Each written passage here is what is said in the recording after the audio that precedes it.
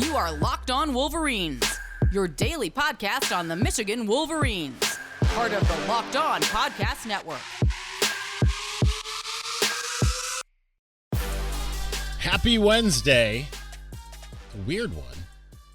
We spent the entire day bracing for this news that Jim Harbaugh was going to be leaving Michigan.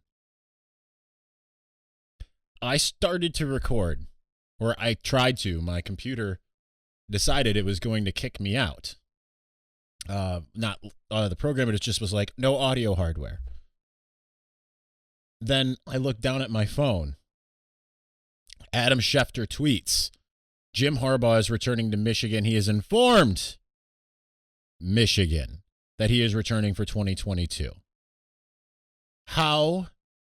Well, the shoe is now on the other table, which is turned, as the saying goes.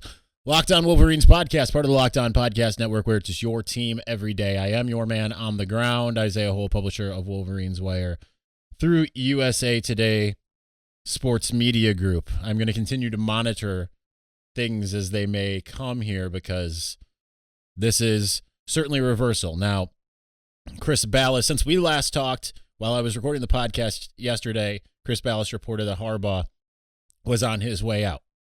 I fully believe that that was the case. Chris Ballas, I know that there's a lot of people who question what certain people may have as far as intel. I saw Sam Webb was intimating the same thing, as far as I know, and John Ubacon said 80% that the Minnesota Vikings were going to hire Jim Harbaugh as the new head coach.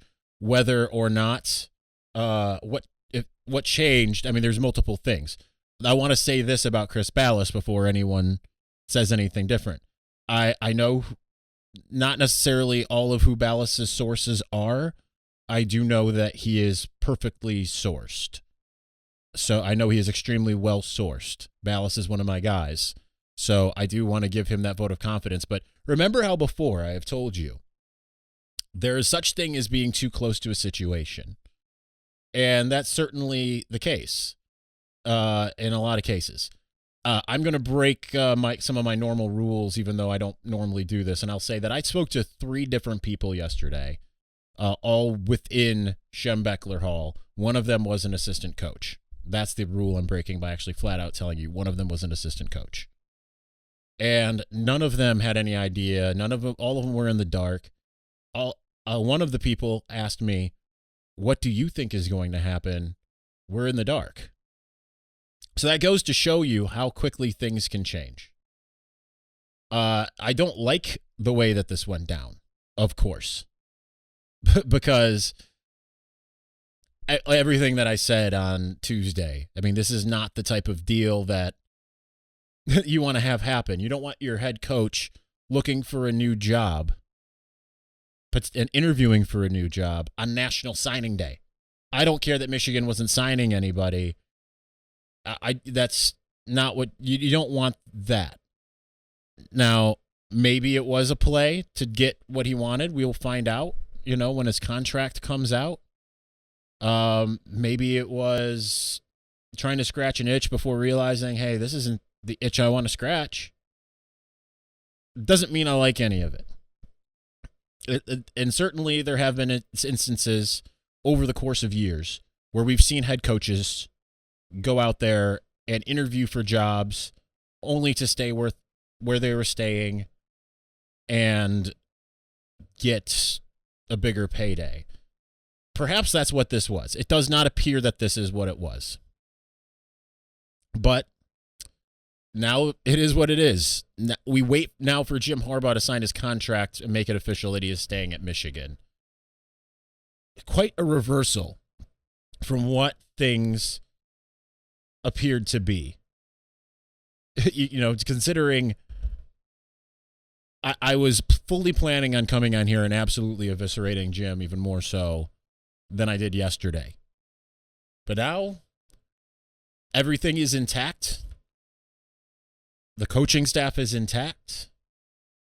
There certainly is going to have to be some reparation involved as far as those who were kept in the dark, those who the players, all of those people that were sitting here trying to figure out what was going on. But now Michigan doesn't, at least for this year. At least for this year. Certainly next year, following years, we'll see what happens. Michigan doesn't have to get into the muck as far as trying to find another head coach. None of these coaches that were supposedly on the list, Matt Rule or Bill O'Brien, Matt Campbell. We had the internal candidates, Mike Hart, Josh Gaddis. None of those seemed to be the ones that, like, none of them made me feel like, all right, yes, Michigan's going in a good direction. So this is I don't want to say the best case scenario, because it's one of those things where I probably would have said about 20 minutes ago, do you even really want Jim Harbaugh back? The answer to that question is yes, you do. It wasn't even fully an X yet, right? You're talking about breaking up. He has a wandering eye. But that means that there's going to have to be some healing here. And for now, it's just the beginning. Let's continue talking about this because I'm almost at a loss for things to say here, because this is not what I expected to happen. Anyway, y'all know how much I love Built Bar. If you don't know what Built Bar is, it's a protein bar that tastes like a candy bar. It's high protein, low calorie, low carb, everything you want. And guess what? It's delicious. Like I said, it tastes like a candy bar. I've got a box of eggnog ones. Right now they have these cookies and cream white chocolate ones. I need to buy a box of those. I think I'm going to. Almost every flavor I've had has been something that I will have 2 of at a time, because that is how much Built Bar just is so delicious. And that's not a real sentence, but you know what I'm saying. It's that delicious. And the great thing is about it, I can have 2 at a time, and I'm still under the caloric amount that you get from getting like a Metrics Big 100. That's how good it is. As far as the what do you want to call it? I'm saying metrics, but you know what I'm saying. That the macros. There it is. So anyway, so go to built.com, use the promo code LOCKED15. That's built.com, promo code LOCKED15 to get 15% off of your next order of Built Bar. You can tell how taken aback I am by all this, just in the sake of, like, my mind is not working correctly at the moment. This is not what I anticipated was going to happen.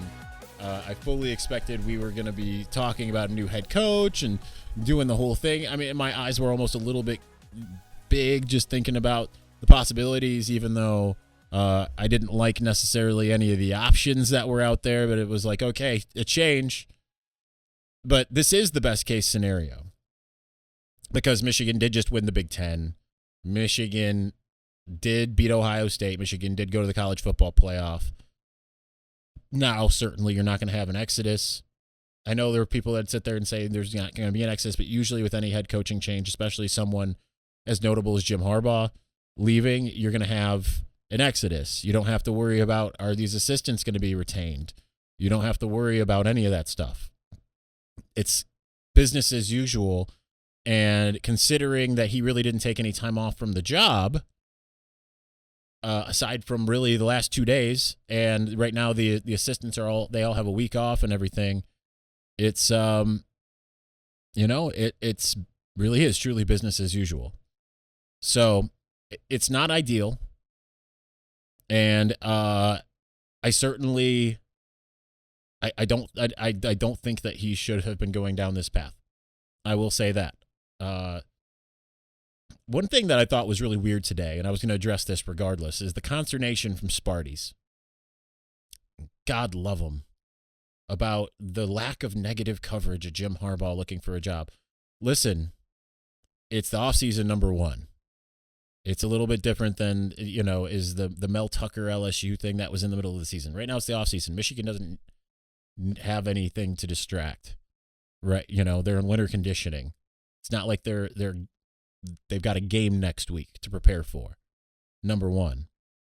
Number two, it's I appreciate their concern.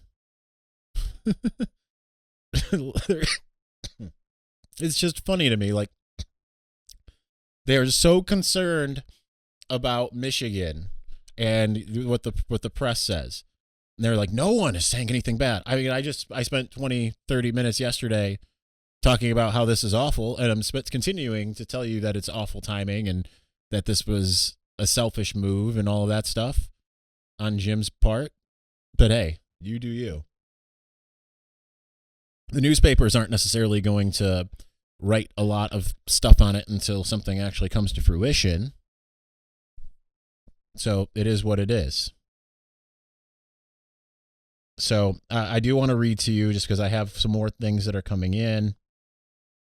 Jim Harbaugh, this is just a tweet from Chad Graff, Minnesota Vikings writer for The Athletic. Jim Harbaugh remains so unpredictable that he had the Vikings worried the last 48 hours. He expressed a lot of interest becoming the Vikings coach in a Zoom on Saturday. Then today he changed his mind. So it does sound like he was fully in the bag for the Vikings. And he changed his mind. Such is Jim Harbaugh. But now here's the thing about Jim. Next year, when people are negatively recruiting, saying he's got his eye on the NFL, he can't complain like he has all these other years. That's over. He did this to himself. He absolutely did this to himself. But if I'm Michigan, I'm sitting there putting in some pretty hefty buyouts and saying, all right, if you're going to do this, you're going to do this. And we're certainly getting to that point where Michigan certainly had to give him a firm handshake. You know, it was like, all right, one way or the other, because this isn't good. Now, the corollary to this is now you can parlay this into some positive pub, right? Because the Vikings clearly wanted him. It appeared. It seemed that everyone involved was sitting there saying it's all but a formality. And then suddenly, Jim Harbaugh can sit there and say to people, listen, the NFL wants me, but guess where I'm at? I turned them down for Michigan. At least for now, at least for a year. It is what it is now, for right now, for a year. So, I just don't even know how to react to this. But the good news is the schedule is still, it looks really good for Michigan. You know that you have the Big Ten winning coach coming back, coach of the year coming back, guy who got you to the college football playoff coming back. He's just going to have to do some damage control within the building and in recruiting, because certainly Michigan probably would have had a shot with some other people, but as far as recruits are concerned, but the uncertainty certainly played a part in not being able to get them to come to Ann Arbor. So I really almost don't know what to say, because this is just so out of left field to me, considering. But like I said at the top of the show, and like I'm going to reiterate, things can change in a hurry, right? You can be too close to a situation. That appears to be the case for those out there who are reporting it with sources saying it was all but a done deal. But until pen is put to paper, and that even means when it comes to the Michigan deal, until he actually signs that contract, Michigan announces, we have signed Jim Harbaugh to a contract extension. It is what it is. So it's just a bizarre situation. So we'll address where things go from here momentarily. We're going to keep this short because I'm so tongue-tied, because I just don't have, I had 30 minutes of scathing ready for you, only for it to all vanish in a split second. It's insane. All right, but before we move on, and I'm just clicking stuff all willy-nilly here on the computer, BetOnline has you covered this season with more props, odds, and lines than ever before as football continues to march through the playoffs right to the big game in a couple weeks. BetOnline.net remains the best spot for all of your sports scores, podcasts, and news this season. It's not just football. BetOnline has up-to-the-minute info on pro and college hoops, NHL, boxing, UFC, right along with live real-time updates of current games. Don't wait to take advantage of all the new amazing offers available for the 2022 season. BetOnline, where the game starts.